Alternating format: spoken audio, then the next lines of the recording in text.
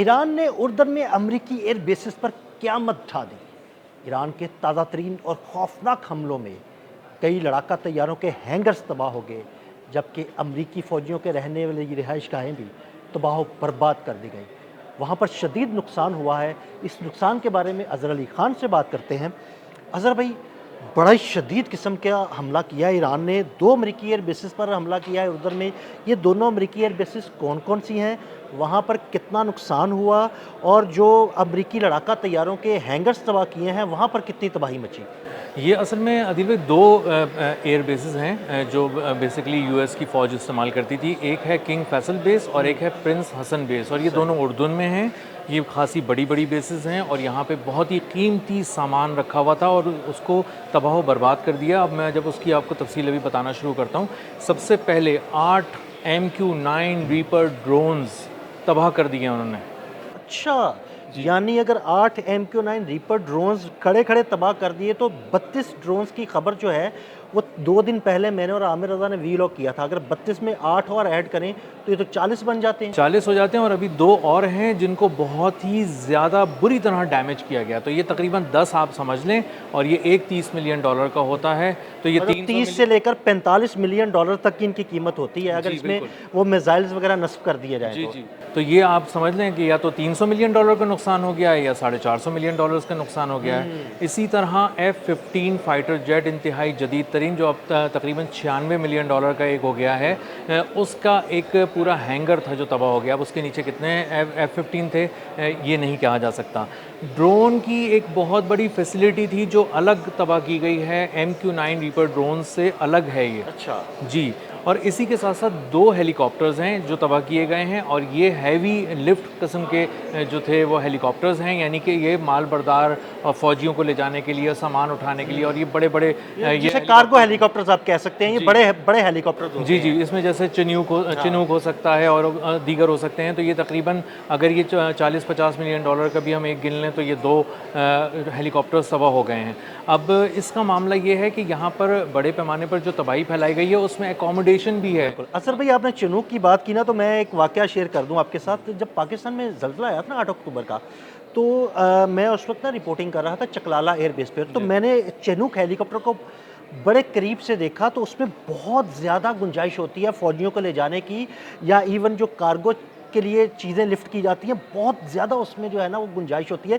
Even उसके नीचे बांध के बड़ा बड़ा फील्ड हॉस्पिटल भी जो है ना वो एक जगह से दूसरी जगह मूव कर दिया जाता है। जी बिल्कुल।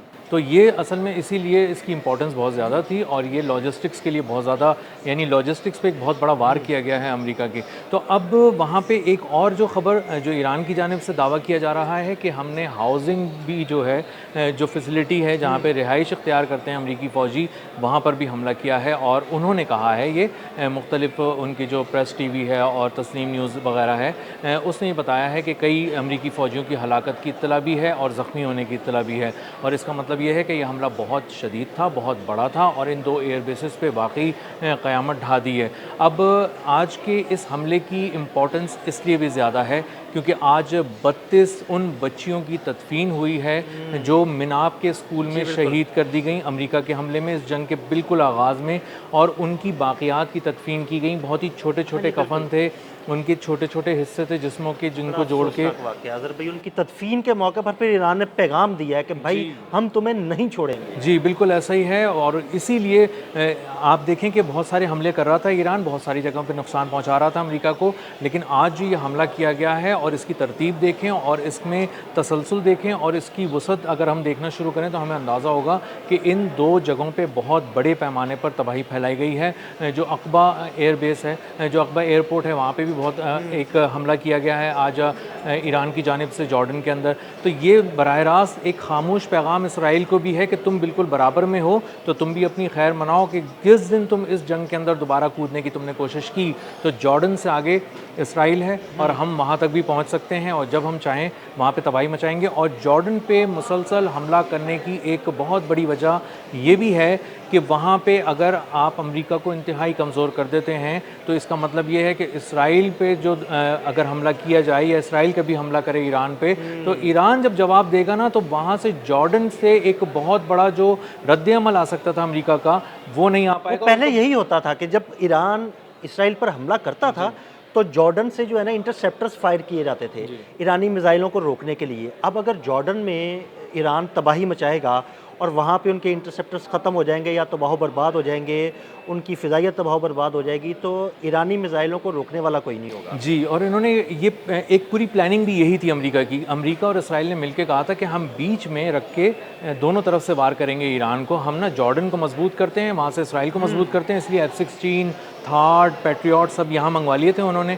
और यहाँ से इन्होंने मजबूत करने के बाद हमले किए। तो अब अगर लोग ये हैरान हो रहे हैं कि इसराइल को क्यों छोड़ दिया है और जॉर्डन पे हमले क्यों कर रहा है ईरान बार बार और मुस्तकिल क्यों कर रहा है, तो उसकी वजह यह है कि वो दरअसल इसराइल के पाँव काट रहा है। वो दरअसल रास्ते में आने वाली हर रुकावट दूर कर रहा है ताकि जब मैं उस पर हमला करूँ तो मुझे कोई रोक ना सके। और इसीलिए जॉर्डन पे मुसलसल हमला हो रहा है। मुवाफ़िक़ सल्ती एयरबेस की तो ऐसी तैसी हो चुकी है, तहस नहस किया जा चुका है।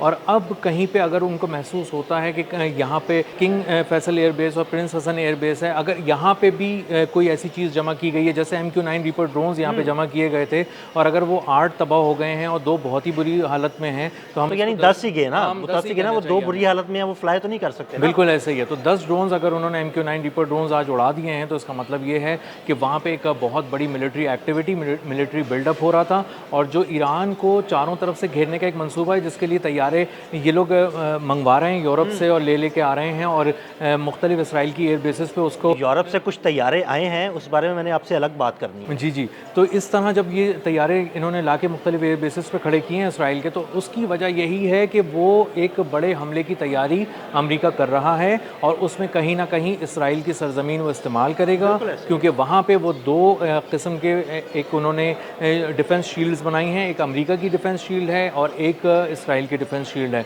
और उसको अंदाज़ा हो गया है कि वो तकरीबन 10 या 18 के करीब जो एयर बेसिस बनी हैं मशरिक़ वस्ता में, जहाँ अमेरिका अपने कदम जमाए बैठा था, मुस्तकिल तौर पे उखड़ चुके हैं। वहाँ कोई चीज़ महफूज नहीं है, या तो यूरोप भिजवा दिया गया है सामान, या फिर उठाकर इसराइल भिजवा दिया गया है। और ये भी कहा जा रहा है कि जो मशरिक़ वस्ता में अमरीकी एयर बेसिस थी, तकरीबन 20-22 जो पहले फंक्शन हुआ करती थी, अब उसमें से सिर्फ 4 या 5 जो है ना फंक्शनल रह गई हैं, बाकी सब तबाह बर्बाद हो गई। जी, और सबसे इम्पोर्टेंट बात इसके अंदर ये भी है आदिल भाई, कि उनका कॉन्फिडेंस ख़त्म हो गया। असल में कॉन्फिडेंस छीन लिया ईरान ने अमेरिका का।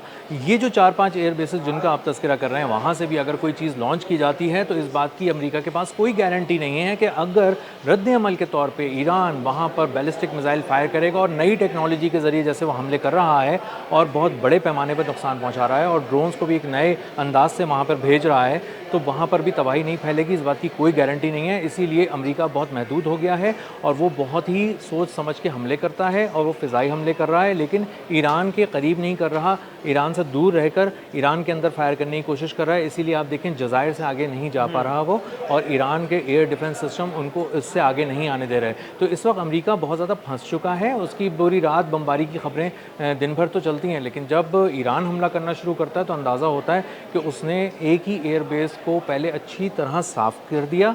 मुवाफ़िक़ सल्ती एयर बेस को जब पूरे उसके कंपोनेंट्स तोड़ दिए, उसको एक तरह से डिसमेंटल कर दिया, तो उसके बाद अब वो आ गए हैं किंग फैसल और प्रिंस हसन एयर बेस पे। तो जॉर्डन एक अलग से उसकी सफाई हो रही है, जॉर्डन में, कुवैत के अंदर अलग से हो रही है, और बहरीन में कहीं से अगर कोई ख़तरा ईरान की तरफ बढ़ सकता है तो ईरान उसको बिल्कुल अलग तरीके से डील कर रहा है। बहुत शुक्रिया अज़हर भाई। अज़हर भाई ने बड़ी तफसील के साथ उर्दन में होने वाली इस तबाही के बारे में आपको बताया। मज़ीद अपडेट्स के लिए हमें फॉलो करते रहें। अदील अहमद और अज़हर अली ख़ान को इजाज़त दीजिएगा। अल्लाह हाफ़िज़।